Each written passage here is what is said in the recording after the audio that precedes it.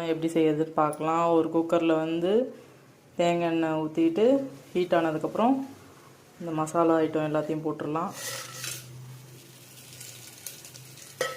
நல்லா பொரியட்டும். அதுக்கு தேவையான பொருள் சாதம் செய்கிறதுக்கு என்னென்ன தேவைன்னு பார்த்துடலாம். பச்சை பட்டாணி, ஒரு பச்சை மிளகா, புதினா, கொத்தமல்லி, பாஸ்மதி ரைஸ் வந்து ஊற வச்சு எடுத்து வச்சுருக்கேன்.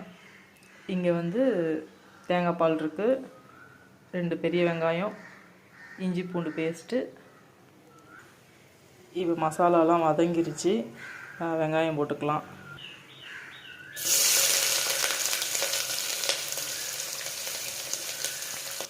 வெங்காயம் தீய விட்டுறக்கூடாது, கொஞ்சம் கண்ணாடி பதத்துலேயே வதக்கணும். இஞ்சி பூண்டு பேஸ்ட் போட்டுடலாம். இப்போது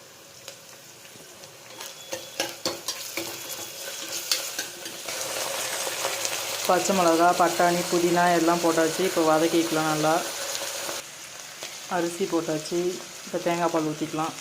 3 கிளாஸ் அரிசிக்கு 6 கிளாஸ் தேங்காய் பால்.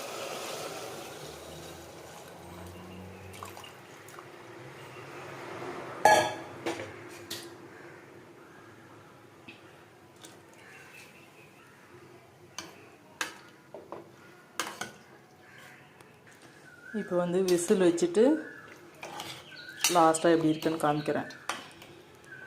விசில் வந்ததுக்கப்புறம் எப்படி இருக்குன்னு காமிக்கிறேன்.